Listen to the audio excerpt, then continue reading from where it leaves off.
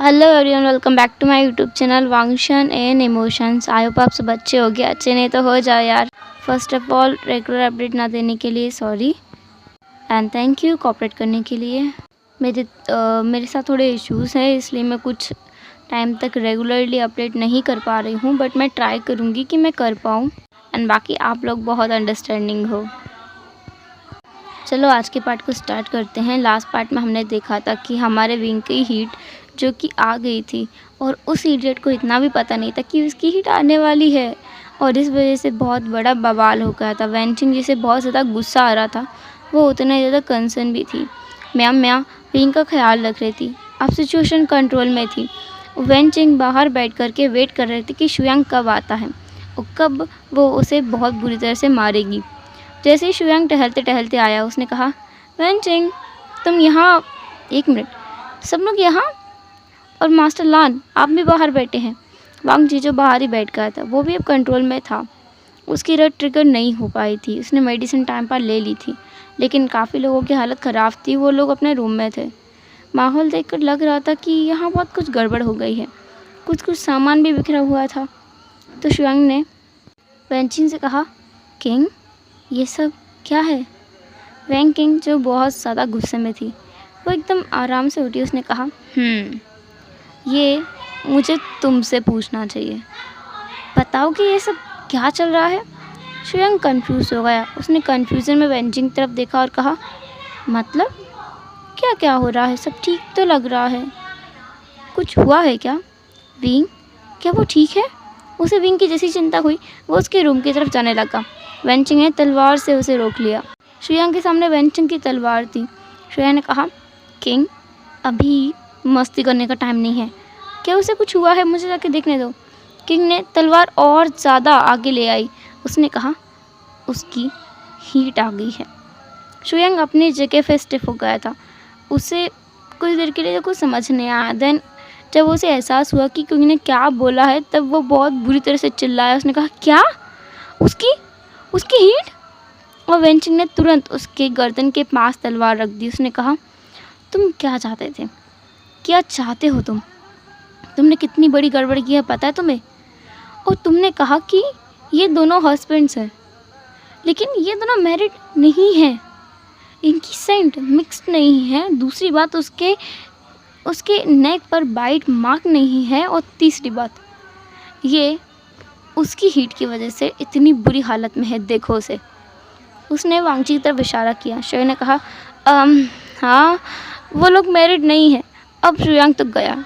Wenching ने अपना जो म्यान था उसे उठाया और शुयांग के पेट पर मारा, कहीं उसके पैरों में मारा, उसके पीठ पर मारा। उसे बहुत बुरी तरह से वो पीट रही थी। शुयांग नीचे बैठ गया था। उसने कहा, प्लीज़ प्लीज़ वेंचिंग प्लीज़ मेरी बात सुनो, मत मारो, मुझे दर्द हो रहा है। वेंचिंग सुन नहीं रही थी। उसे बहुत गुस्सा आ रहा था। अभी एक ओमेगा की लाइफ बर्बाद हो जाती। उसने शुयांग से कहा, तुम्हारी वजह से उस ओमेगा को कितना झेलना पड़ा। अगर तुम पहले बता देते कि उसकी हीट आने वाली है या फिर वो मैरिड नहीं है, तो हम कुछ प्रिकॉशंस लेते उसके साथ, उसे कहीं दूर रखते यहाँ से। तुम्हारी गलती की वजह से उसकी ज़िंदगी बर्बाद हो जाती आज। ऐसा बोलते हुए वेंचिंग शुयांग को मारे जा रही थी और शुयांग को सच में रिग्रेट हो रहा था। उसने झूठ क्यों बोला? उसे लगा था वेंचिंग गुस्सा करेगी ये जानकर कि वो मैरिड भी नहीं है, और उस ओमेगा को शुयांग यहाँ ले आया। पर अभी ये सब जानने के बाद उसे बहुत ज़्यादा रिग्रेट हो रहा था। उसकी वजह से कितनी बड़ी गड़बड़ होने वाली थी। वेंचिंग वापस अपनी जगह पर आकर बैठ गई। वो भी थक गई थी। उसने शुयांग को बहुत मारा था। शुयांग जिसके कपड़े तक फट गए थे, बेचारा बहुत बुरी तरह से पिटा था। उसने कहा, मुझे बहुत दर्द हो रहा है किंग। किंग ने कहा, हाँ होना भी चाहिए। मेरा गुस्सा भी उतरा नहीं है। मैं तुम्हें बाद में बताऊंगी। शुयांग वॉज लाइक, बाद में बताने के लिए रह क्या गया है? अब के मेरी जान लेगी ये लड़की। शुयांग के मन में ये था। वांग जीजो वहीं बैठा था। अब विंग को होश आ रहा था रूम के अंदर, और मैं उसके पास बैठी थी उसका हाथ पकड़ के। विंग को जैसे ही होश आया, मैंने कहा, विंग, हाँ खैर तुम ठीक हो? पागल लड़के, तुम कर क्या रहे थे? तुम्हारी हीट आने वाली थी, तुम्हें पता नहीं था? और विंग ने कहा, नहीं वैन किंग, नहीं, मेरी हीट एक हफ्ते बाद आने वाली थी। मैंने सोचा था तब तक मैं कहीं और चला जाऊंगा। शायद इन सारे अल्फाज के बीच में मेरी हीट ट्रिगर हो गई। मैं कब से अल्फाज की स्मेल कर रहा हूँ जो मुझे बहुत ज़्यादा डोमिनेंट लग रही है। मुझे सफोकेटिंग फील हो रहा था और मुझे लगा ये सिर्फ बस इसलिए क्योंकि मैं इतने अल्फाक के लोगों के बीच में रहा नहीं ना कभी। माँ हमेशा हमें ओमेगास के बीच रखती थी, शायद इसलिए सर्वेंट्स भी ओमेगा होते थे मेरे पास। तो मैंने कहा हाँ इसलिए तो मैं कहूँ तुम्हारी ही ट्रिगर हो गई है। खैर अब तुम ठीक हो, तुम आराम करो, मैं जा रही हूँ। तो विंग ने उसका हाथ पकड़ लिया। उसने मैमा से कहा वो कहाँ है? मैमा ने कहा कौन? विंग ने कहा वांग जी, मास्टर लान वो कहाँ है? मैमा ने स्माइल किया और कहा विंग वो बाहर बैठा है, उसकी हालत तुम्हारे जो फेरोमोन्स थे उसकी वजह से बहुत ज़्यादा ख़राब हो गई थी। ऐसा कहते हुए वो हंस रही थी। विंग थोड़ा कंफ्यूज हो गया। उसने कहा तुम हंस क्यों रही हो? मैंने कहा तुमने कितना बड़ा झूठ बोला ना विंग कि वो तुम उससे शायद शादी कर चुके हो। अब ना बाहर सबको पता है कि तुमने झूठ बोला है। तो विंग ने कहा तो इसमें हंसने की क्या बात है?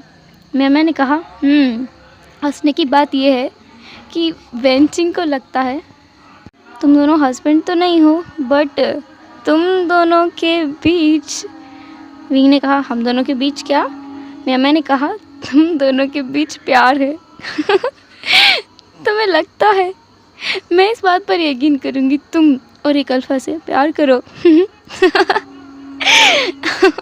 हो ही नहीं सकता, मुझे विश्वास नहीं है। विंग ने कहा मैं करता हूँ। मैमा की हंसी एकदम गायब हो गई। वो वहीं स्टिफ खड़ी हो गई। उसने कहा क्या? विंग खुद भी शॉक में था। उसने क्या बोला? उसने कहा मेरा मतलब है कि मैं मेरे भाई से है, मेरी माँ से, बाबा से है, इन सब से प्यार करता हूँ। ऐसा मत बोलो किसी से नहीं करता। मैंने कहा हाँ वो तो है। विंग ने ऐसा कहा और मैमा वहाँ से चली गई। विंग खुद से ही कह रहा था मैं क्या बोल रहा था? क्या मैंने अभी कन्फेस किया कि मैं वांग जी को पसंद करता हूँ? शायद करता हूँ या शायद नहीं। मुझे कुछ समझ नहीं आ रहा है। मैं खुद सोचता हूँ कि मैं जब उसे पहली बार देखा था उसने मुझे निकट देखा और मैंने कुछ भी नहीं कहा। मैं उसके साथ मस्ती करने बैठा था। अगर कोई और अल्फा होता तो मैं उसकी जान ले लेता। एक मिनट, वो दूसरा सिचन का भी वहीं थे। हाँ मैंने उन्हें भी तो कुछ नहीं कहा। मैं क्या करूँ? मुझे कुछ समझ नहीं आ रहा है। क्या मैं उसे पसंद करता हूँ? हाँ चैंग, काश तुम यहाँ होते। मैं सारी परेशानियाँ तुमसे शेयर करता और आराम से सो जाता। ऐसा बोलते हुए वहीं लेट गया।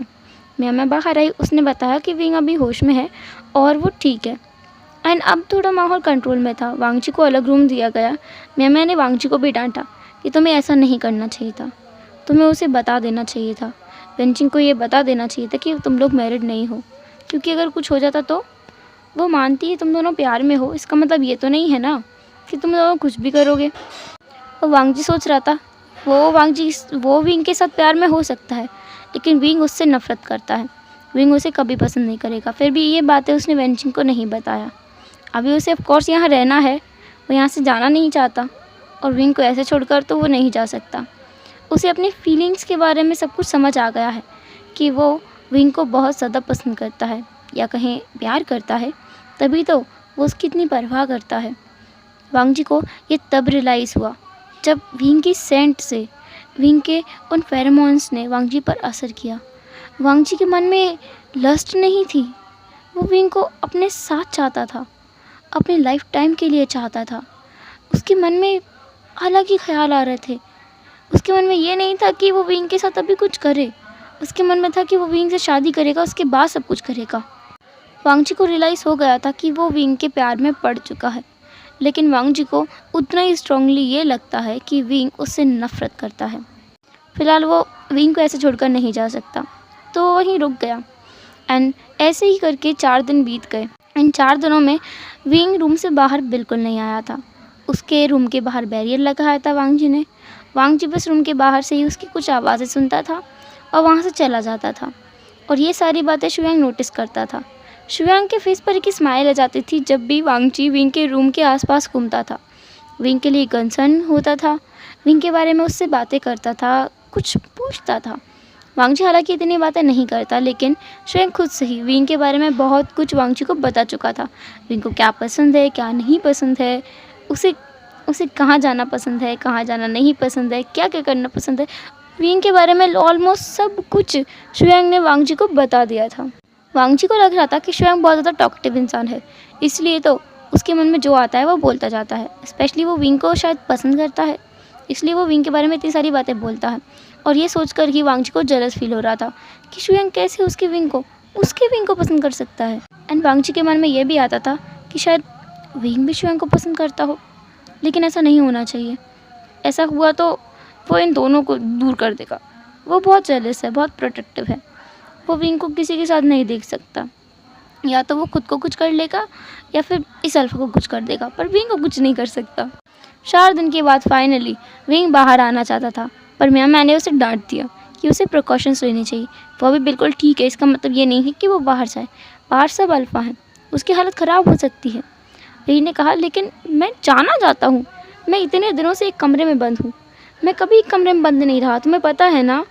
मैं यूनिमक में भी हर तरफ घूमता रहता था, अपनी हीट के टाइम भी मैं कभी एक कमरे में बंद नहीं रहता था। मैंने कहा, और तुम्हारे साथ कौन घूमता था। विंग ने कहा, मेरा भाई, और कौन। मैंने कहा, आसपास सब ओमेगा होते थे। तुम्हारी माँ तुम्हारे साथ रहती थी। यहाँ ऐसा नहीं है विंग, समझे। तुम बाहर नहीं जा सकते। चाहो तो मैं तुम्हारे बॉयफ्रेंड को अंदर बुला सकती हूँ। विंग ने कहा, म्या तुम भी ना। ऐसा बोलते हुए वो शर्मा रहा था। मैंने उसके चीक्स पर हाथ रखा और कहा, ओह माय गॉड विंग, तुम शर्मा रहे हो। क्या तुम सच में उसे पसंद करते हो। विंग ने कहा, तुम मुझे चिढ़ाओ मत। मैंने उसे अपनी तरफ किया और कहा, बोलो ना, क्या तुम उसे पसंद करते हो। विंग ने कहा, मुझे पता नहीं, लेकिन मैं उसके लिए कुछ तो फील करता हूँ। मुझे समझ नहीं आता कि मैं उसे पसंद करता हूँ या नहीं।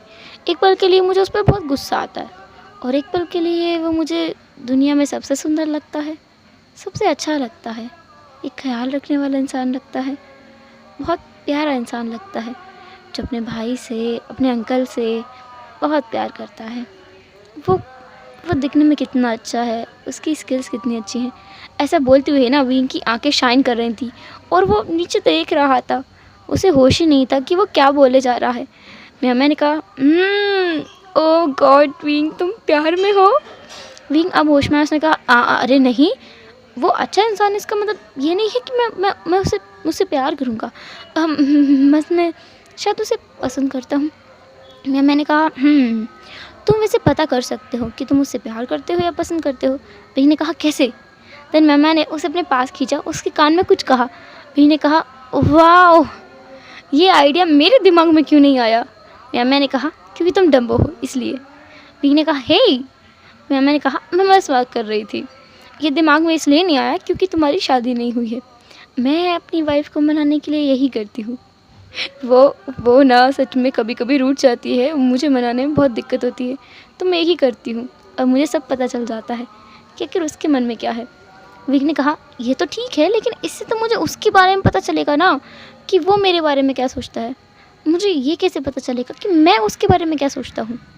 मैंने कहा, बुद्धू, उसके साथ थोड़ा टाइम बिताओ, थोड़ा बातें करने की कोशिश करो, तो हो सकता है तुम अपनी फीलिंग्स को समझ जाओ। विंग ने कहा, तुम नहीं समझा सकती मैंने कहा, ये कोई समझाने की चीज़ नहीं होती है, महसूस करने की चीज़ होती है, पागल। और अभी आराम करो, कल तुम बाहर चले जाना। विंग ने हंसते हुए कहा, सच में मैं कल बाहर जा सकता हूँ। मैंने कहा, हाँ जा सकते हो, पर कल, आज नहीं। विंग ने हामी भर दी और मैं वहाँ से चली गई।